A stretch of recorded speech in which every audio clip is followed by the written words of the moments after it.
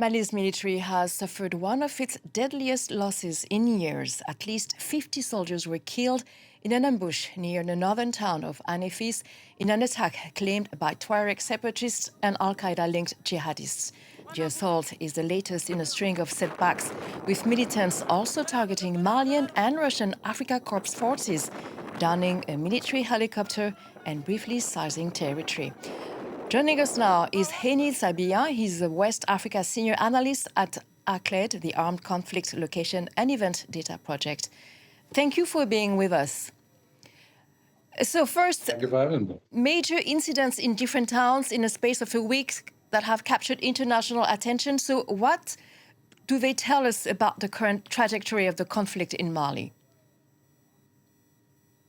Yes, so to contextualize the latest attack, first of all, there was a coordinated offensive, unprecedented, involving the Al-Qaeda-affiliated Jama Nusratul Islam al-Muslimin and the Tuareg-led separatists from the Azawad Liberation Front on the 25th of April. This coordinated offensive targeted major towns across the country and also led to the recapture of Kidal by rebel and militant forces, which also was a symbolic victory that reversed some of the major gains by the military regime and the Russian partners from previously Wagner and now the Africa Corps. So in that way, it was a very symbolic victory, a strategic one that reversed some significant gains that have been the centerpiece of the regime's narrative of reconquering territory. And more recently, between the 4th and 9th of July, there was a protracted battle for the locality of Anefis, situated in the north of the country, and one of the few positions still held by government forces in the northern Kidal region.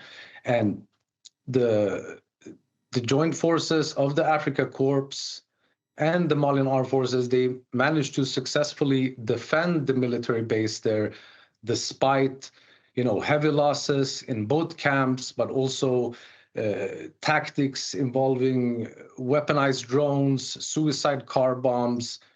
That really speaks to the evolution of tactics on the battlefield, and what I would describe as a war of attrition.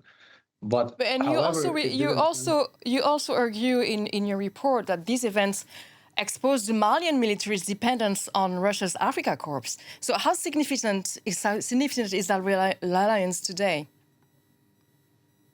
It's very significant. The regime finds in the Russian forces an essential lifeline. So even when we look back at the coordinated offensive of 25th of April, that resulted in the death of Defense Minister Camara, the Russians, they played a central role in preventing a more rapid collapse, not only in the ranks of the Malian armed forces, but also the potential fall of the regime itself, since it's extremely destabilized and fragilized.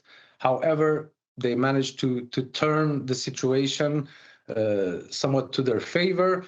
However, as I already mentioned, they lost the Kidal, which is a significant former rebel stronghold that was taken over by Malian forces and the Wagner Group in November 2023.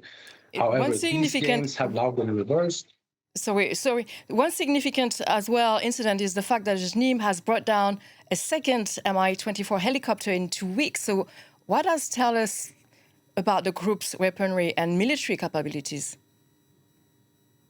I mean, they are developing their tactics. They are acquiring more advanced weaponry, especially through the use of weaponized drones. And the Malian armed forces, they rely heavily on aircraft, including helicopters, drones, and also fixed-wing aircraft. And these are quite hard to replace and very costly. And it also comes in the context of Russia allegedly refusing to provide more of these types of hardware to military forces in the region. So losing 2 Mi-24 helicopters in the course of 2 weeks is significant, even though they haven't, as far as I know, been brought down with any advanced weaponry, but rather with heavy machine guns or anti-air cannons.